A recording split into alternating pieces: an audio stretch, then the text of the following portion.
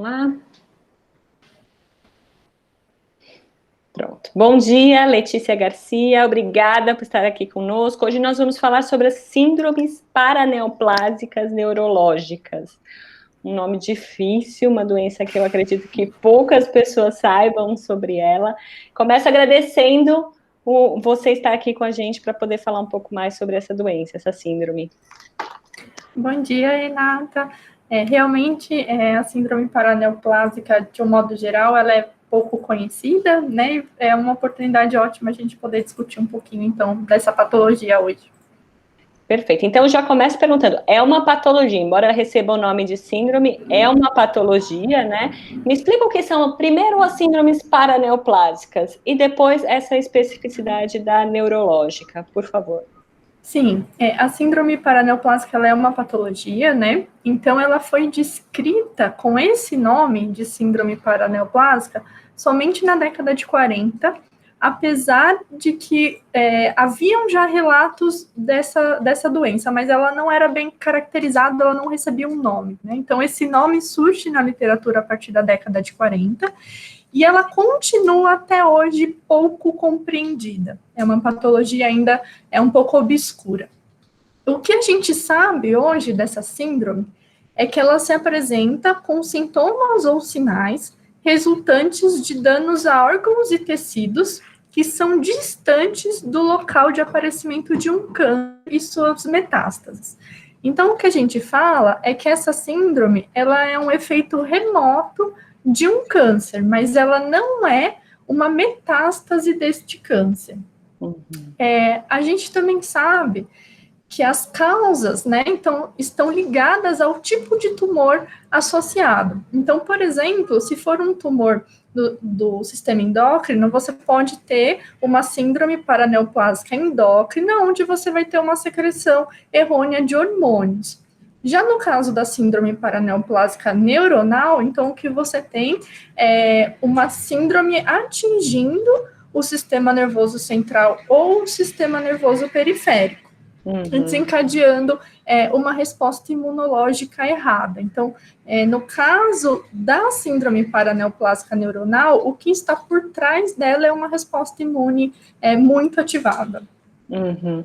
E todos os pacientes que têm um câncer, eles vão desenvolver a síndrome? É uma questão que vai acontecer ou isso só acontece com parte deles? Não.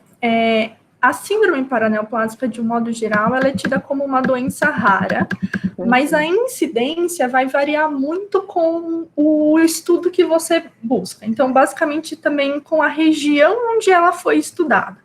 Então, se você procurar na literatura, você vai ver que tem alguns grupos de pesquisa que mostram que ela atinge somente 0,01% dos pacientes oncológicos. Tá. Mas, por exemplo, na Itália, existe um grupo que mostra que naquela região da Itália onde eles fizeram um estudo, existe uma incidência de um caso de síndrome paraneoplásica para cada 334 casos de câncer. Então, seria uma incidência muito mais alta do que a reportada pelos outros grupos.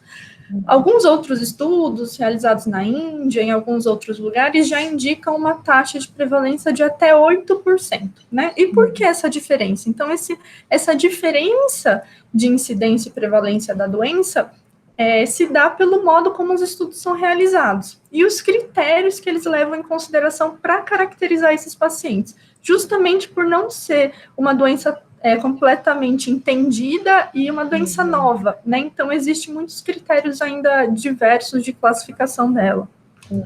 E essa doença ela é nova tanto para o paciente quanto para o médico clínico, oncologista que está em atendimento? Ele também precisa aprender um pouco mais sobre essa doença? Sim. Principalmente em termos de diagnóstico, né? Então, falando especificamente da síndrome paraneoplásica neuronal, o diagnóstico dela hoje ainda é pouco difundido. Então, a gente acaba realizando muitos testes, a gente vê in-house, ou acaba tendo que enviar amostras para um centro de referência, porque são poucas pessoas que sabem realizar esse diagnóstico, né? Então, é um tema realmente pouco difundido entre pacientes e também entre médicos e equipe auxiliar. Mas os sintomas, sim, são bastante conhecidos, né? Um deles é a neuropatia, né? Me fala um pouco dos outros sintomas. Então, os sintomas, ele vai variar também com relação à área do cérebro ou do sistema nervoso periférico que está sendo afetada. Então, por isso que é uma doença de difícil diagnóstico, ela não tem uma característica única, né? Então, por exemplo, destaca-se muito como sintomas a perda de memória de curto prazo, os sintomas psiquiátricos, as convulsões e a ataxia, que são as falhas de movimento. Mas tem pacientes que podem apresentar quadros bem distantes disso, como náuseas, vômitos, tontura, dor, perda de reflexo. Então, assim, vai depender muito da região afetada para a apresentação desses sintomas, né? Apesar disso, né, independente da região afetada e da apresentação de sintomas que o paciente tem, a síndrome paraneoplásica neurológica ela é tida como uma doença de progressão rápida, prognóstico ruim e debilitante. Então, ela é também associada com a presença de danos irreversíveis. Então, de um modo geral, né, independente da área afetada, esse paciente ele tem uma qualidade de vida muito impactada. Negativamente, né? Sim, daí a importância, né, de um diagnóstico ser conhecido e ser feito de maneira precoce, né? Qual que é o melhor momento para a indicação de um teste que ajude nesse diagnóstico? Assim, todo sintoma ele deve ser observado, né? Então, todo sintoma deve ser um alerta. Podem ocorrer duas situações. A situação em que o paciente ele já tem um diagnóstico de um câncer, ele já está realizando esse tratamento, e aí ele começa a ter sintomas outros, né, que não seriam necessariamente associados a esse câncer primário. Se esse for o caso do paciente, ele tem que reportar isso para o médico que já está fazendo acompanhamento, para que seja feita a investigação do porquê desses sintomas destoantes do quadro que ele apresentava inicialmente. Mas, na síndrome paraneoplásica neurológica, principalmente, é muito comum que o paciente primeiro apresente os sintomas dessa síndrome e depois seja feito o diagnóstico. Então, em até, se eu não me engano, 70% dos casos, os pacientes, eles apresentam o tumor depois do diagnóstico da síndrome. Então, é importante que, mesmo que a pessoa não tenha um histórico de tumor, não sinta, né, digamos, sintomas mais classicamente associados a um câncer, caso ela perceba uma mudança, né, de comportamento, ao aparecimento de algum sintoma que não condiz com o quadro dela, né, não existe uma doença de base, já não existe uma coisa conhecida, que ela procure um médico, um neurologista, de preferência, ou um psiquiatra, para que faça o encaminhamento correto desse paciente para o diagnóstico. E já que o câncer ele está distante desse local onde acontece a síndrome, qual é o tipo de tumor mais comum associado à síndrome neurológica?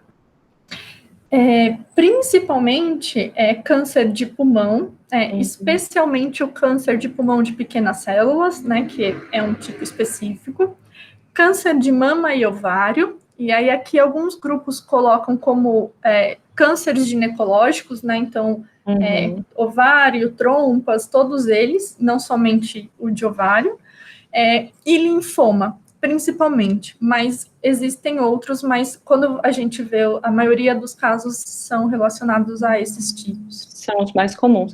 Isso são os mais comuns.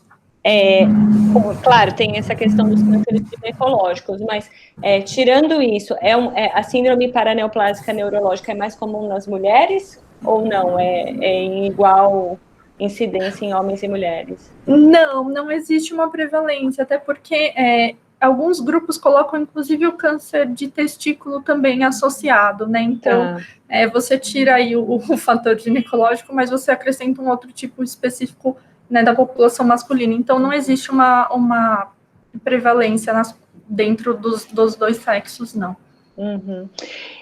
Você começou essa conversa, Letícia, contando que ainda a ciência sabe pouco, né, sobre a patogênese, sobre, né, as causas disso, mas o que já se sabe de causa da síndrome paraneoplásica? Bom, o que a gente sabe hoje com certeza é que a patogênese da síndrome paraneoplásica, ela vem de uma resposta anormal do sistema imunológico, né? Então, numa situação comum, aonde o paciente não tem um tumor, o sistema nervoso central, as células, de um modo geral, eles expressam, né, marcadores, proteínas que são próprios do nosso organismo, e que numa situação normal nada acontece. Quando essa pessoa ela desenvolve o tumor passa a expressar essas mesmas moléculas, o que causa uma ativação errada do sistema imune, que passa a produzir anticorpos contra essas proteínas tumorais. Esses anticorpos, eles recebem o nome específico de oncoanticorpos, né? O problema é que quando esses anticorpos eles caem na circulação, eles não atacam somente os tumores, eles vão atacar as proteínas também do sistema nervoso que são iguais. Além disso, né, além dessa produção de autoanticorpos, a gente também tem uma ativação muito maciça das células do sistema imune, principalmente os linfócitos TCD8. Então, a junção da produção desses autoanticorpos com essa ativação dessas células causa uma morte neuronal muito grande, daí que vem os danos irreversíveis, né? A hora que esse sistema imune ataca o sistema nervoso, ele causa morte de células, causa um dano, e aí é quando a pessoa começa a apresentar os sintomas. Então, o que a gente sabe de geral é isso, que ela, no caso da síndrome paraneoplásica neurológica, ela vem desse erro de ativação de sistema imune devido à produção de proteínas, de marcadores pelo tumor. E ao saber disso, existe alguma maneira de prevenir que isso aconteça ou não? Prevenir, não, né? O que a gente tem como estratégia de tratamento, né? Então, em termos de estratégia terapêutica, o mais importante é realmente a caracterização e o tratamento desse tumor associado.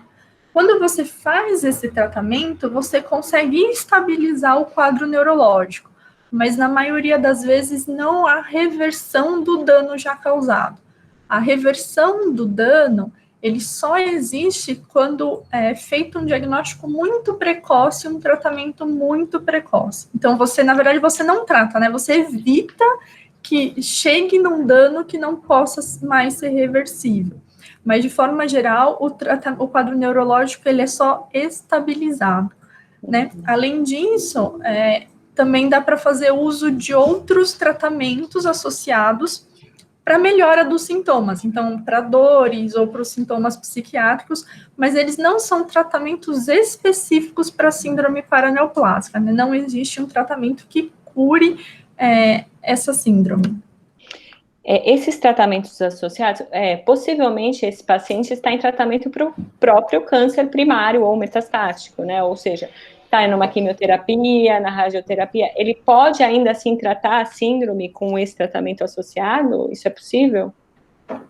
Isso é possível, mas existem aqueles muitos casos que eu comentei antes, de que a pessoa primeiro é diagnosticada com a síndrome paraneoplásica e depois é associada ao tumor. Então, tem pacientes que demoram anos até a detecção do tumor, né? Essa produção dos anticorpos, ela tem um alto valor preditivo, né? Então, ela tem um alto valor diagnóstico, porque a hora que o paciente ele é detectado a presença desses autoanticorpos nesse paciente, mas ele não tem nenhum tipo de histórico de câncer, automaticamente esse paciente passa a ser rastreado para os tipos de câncer associados com aquele anticorpo. Então, não necessariamente ele já vai estar em um tratamento, às vezes ele nem tem ainda um diagnóstico de um câncer associado. Por isso que a detecção dos autoanticorpos é muito importante, porque fazendo isso, você consegue buscar o tumor e tratar para melhorar os dois quadros, né, de tumor e o quadro neurológico. É um alerta para que o câncer vai aparecer, né? É isso. Como se fosse isso. Entendi. Além do diagnóstico feito por testes laboratoriais, que são importantes, na parte clínica, né? O que o o médico tem que estar atento a esse paciente quando ele vem reclamar de algum sintoma? Quais são as perguntas mais importantes que têm que ser feitas no caso da síndrome neurológica? Bom, a anamnese do paciente é muito importante, né? Então, tem muitos grupos que defendem que o quadro clínico apresentado é mais importante até que a marcação, digamos, laboratorial dessa doença. Eu não concordo, eu acho que os dois eles devem andar em paralelo. Você tendo a caracterização do anticorpo, você consegue direcionar a sua busca, você consegue direcionar o tratamento desse paciente, mas em termos de clínica, é muito importante que o médico rastreie antecedentes desse paciente, né? Então, já teve caso de câncer, já teve caso de síndrome paraneoplásica, tem alguma doença de base, tem alguma outra doença autoimune na família, ou até o próprio paciente. Então, todo o rastreio dessa vida desse paciente e dos seus familiares, nesse caso, é importante, visto que o câncer tem uma associação genética. Né? Então, o histórico da família desse paciente também é muito importante, e os hábitos de vida que a gente sabe que também influenciam no aparecimento de alguns tipos de câncer, como, por exemplo, alguns tipos de câncer de pulmão são bem associados com o tabagismo, então levantar essas informações também é bem importante. Uhum. Você tem comentado, Letícia, sobre que a síndrome afeta o sistema nervoso central como um todo, então não estamos falando só do cérebro, né? Tem o cerebelo, a própria medula espinhal. Dependendo de onde ele se manifesta, os sintomas vão ser de um jeito, é isso? Isso, e não somente no sistema nervoso central. A síndrome paraneoplásica, ela pode, inclusive, atingir todo o sistema nervoso periférico também. Então, é por isso que a gama de sintomas é muito grande, né? Uhum. Se ele atingir áreas de movimento, a pessoa vai apresentar mais ataxia. Se ela atingir alguma área de controle de funções fisiológicas, que a gente fala mais, né, mais próprias, assim como respiração, frequência cardíaca, inclusive essa pessoa pode ter problemas nesses sistemas respiratórios, cardiovasculares. Então, ela é sempre associada ao centro, né, do cérebro que o anticorpo está atacando e a resposta fisiológica que esse centro dentro da cabeça gera na gente. Eu achei curioso a neuropatia periférica, porque é um dos sintomas que os pacientes reclamam da quimioterapia, né? Da terapia, e aí você tem isso anterior, né? Como é que... Isso deve ser um pouco confuso para o paciente e para o médico também, né? Sim, os pacientes que já estão em tratamento, eles precisam realmente ficar atentos e o médico precisa ter esse olhar de saber diferenciar o que é um efeito colateral do tratamento, o que é esperado, né? Uhum. E o que não é, ou o que é estranho, ou o que é esperado, mas não daquela maneira, né? Numa intensidade maior, alguma coisa assim. Então, esse paciente, ele tem que ser acompanhado, né, de preferência por uma equipe multidisciplinar que consiga ter essa visão bem ampla do câncer em si, né? Ele é uma doença que requer um olhar especial de muitas áreas. Sem dúvida. A gente comentou que não existe diferença em prevalência entre homens e mulheres, mas em questão de idade, existe alguma prevalência maior nos mais velhos ou isso não acontece também? Nós temos uma outra doença do sistema nervoso autoimune, que é a encefalite autoimune, que ela também é mediada por autoanticorpos, e existe uma prevalência em crianças e adultos jovens, né? Por isso que ela também é uma doença que chama bastante atenção por essa alta incidência em crianças, principalmente.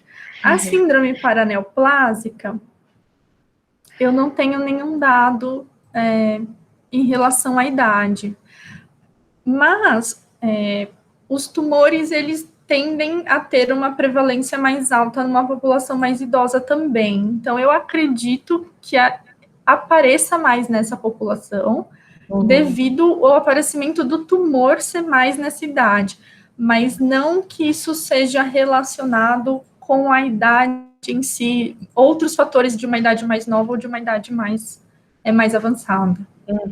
Isso pelo esse olhar, né, por perceber o que acontece. Se for um paciente Sim. mais novo, provavelmente vai se testar para outras doenças antes da síndrome, né? Acho que é isso que você está me falando. Exato, Né? Exato. Me conta um pouquinho sobre como é feito esse teste que procura os oncoanticorpos. Bom, a caracterização desse anticorpo, ele tem que ser muito específica. Então, a gente precisa de um teste que seja específico para conseguir diferenciar entre esse grupo de anticorpos. Na literatura, esses anticorpos são divididos em 2 grupos. Então, os chamados grupos de anticorpos bem caracterizados, que são os anticorpos que são fortemente associados a alguns tipos específicos de tumor e classicamente encontrados em pacientes com síndrome paraneoplásica. E a gente tem um grupo de anticorpos que é chamado dos anticorpos fracamente associados, né? Então, eles não têm uma indicação clínica clássica, mas em algum momento, né, em algum estudo ou em algum grupo seleto de pacientes, eles foram identificados, mas não é o que a gente costuma ver classicamente na clínica da síndrome paraneoplásica neurológica. Mas, até por causa disso, existe hoje uma rede, né, na Europa sobre o diagnóstico dessas síndromes que separa, inclusive, o logaritmo diagnóstico entre síndrome paraneoplásica clássica e síndrome paraneoplásica suspeita, né, ou definitiva e não definitiva, como eles chamam. Então, de acordo com o anticorpo que você acha, você consegue até detalhar essa síndrome paraneoplásica do paciente. Para isso, né, para a gente conseguir chegar nesse nível de detalhamento, então a gente precisa de um teste que realmente identifique esses anticorpos. Hoje, existem testes comerciais para isso, então são tecidos, são células, né, uma lâmina preparada para a identificação desses autoanticorpos, mas antigamente era muito comum que as pessoas fizessem isso in-house, né, nos laboratórios. O que é ruim, porque você não tem uma padronização, você pode ter muitas dúvidas em relação àquilo que você está vendo. Hoje em dia, a gente tem testes padronizados, aprovados, né, que trazem todas as ferramentas para visualização e diferenciação desses anticorpos. Então, você vai associar esses anticorpos com um sinal de luz que você vai conseguir visualizar no microscópio e saber qual anticorpo esse paciente tem e qual é o tumor mais associado que ele pode ter, então, por causa da presença desse anticorpo. Ou seja, é um nível de detalhes importantíssimo, né, para apontar um possível câncer. Voltando ainda nessa questão de que pode ser um pré-marcador de um câncer que está se desenvolvendo, em quanto tempo, eu não sei se a ciência já sabe isso, mas em quanto tempo demora entre o aparecimento da síndrome e o aparecimento do tumor em si? Bom, isso é bem variado, né? Tem pacientes que levam muitos anos, mas o que a literatura coloca com certeza é que em mais de 95% dos casos em que existe esse autoanticorpo associado, o paciente apresenta um tumor em algum momento. Uhum. Não se sabe ainda quanto tempo, né? Isso, pode demorar, na verdade, muitos anos. Uhum. Não, mas é fantástico, assim, você poder, exatamente o que você disse, fazer um rastreamento, estar atento, né, ir no seu médico com certa frequência, porque a gente sabe que nessa doença, quanto antes, né, se descobre, maiores são as chances de até de uma cura, né? Exato, é o que eles falam. A outra doença que eu citei, a encefalite autoimune, ela tem uma resposta muito boa à imunoterapia. Uhum. Já na síndrome paraneoplásica, a imunoterapia ela só funciona se existir um diagnóstico precoce. Então, se o diagnóstico for feito antes do aparecimento dos danos irreversíveis. Então, a caracterização precoce e correta desses anticorpos é extremamente importante até para o prognóstico desse paciente ao longo da vida dele. Sem dúvida. E aí isso vai para essa última pergunta que eu vou te fazer, né? Como é que a ciência tem estudado as novas formas de ajudar esse paciente nesse tratamento para que ele tenha qualidade de vida? A gente sabe que não vai recuperar, mas para ele ter qualidade de vida, né? Quais são as áreas que estão sendo estudadas aí para um tratamento? Bom, o principal ponto é entender melhor a patogênese dessa doença, né? Porque para você ter um bom tratamento e um diagnóstico bom, você precisa entender a base dessa doença. É tudo uma cadeia, né? Então, entendendo a doença, você vai saber o que procurar para fazer o diagnóstico e você vai saber como tratar. Então, a ciência vem tentando entender isso melhor, né? Compreender todos os mecanismos e fazer realmente a caracterização de todos os anticorpos que podem estar associados. Então, hoje a gente tem um grupo, né, dos anticorpos bem caracterizados, como eu disse, mas a gente tem um outro grupo que não é tão bem caracterizado e muitos outros que a gente também não conhece ainda. Então, as pesquisas focam bastante no estudo do sistema imunológico, na sua modulação e na caracterização desses produtos advindos dessa ativação imunológica, né? Em termos de diagnóstico, era o que eu estava falando anteriormente, os avanços vêm, então, na disseminação de testes laboratoriais padronizados, né, na caracterização desses anticorpos, na difusão dessas metodologias, no conhecimento mesmo delas e de saber que agora elas estão disponíveis, né, porque antigamente realmente a gente não tinha, e agora a gente tem. Então, difundir esse conhecimento acerca desses novos testes laboratoriais também é bem importante. E a coleta, ela é feita como? Como é que é o paciente? Para os testes de caracterização de anticorpos, é feita uma coleta de sangue comum, venoso, né? É utilizado o soro para caracterização. Como exames complementares, a gente tem o uso de alguns exames de imagem, como a ressonância magnética e o PET scan, e a análise do líquor. Porém, para a caracterização dos anticorpos na síndrome paraneoplásica neurológica, a literatura coloca que não existe tanta diferença no soro e no líquor. Todos os grupos estudados, eles conseguem fazer muito bem a caracterização no soro. Então, a recomendação é que seja feito somente com uma coleta de sangue venosa normal, igual quando a gente vai fazer qualquer outro exame no laboratório. Não dói nada, exatamente. Exato. É de fácil acesso, né? Então, pode ser feito com tranquilidade.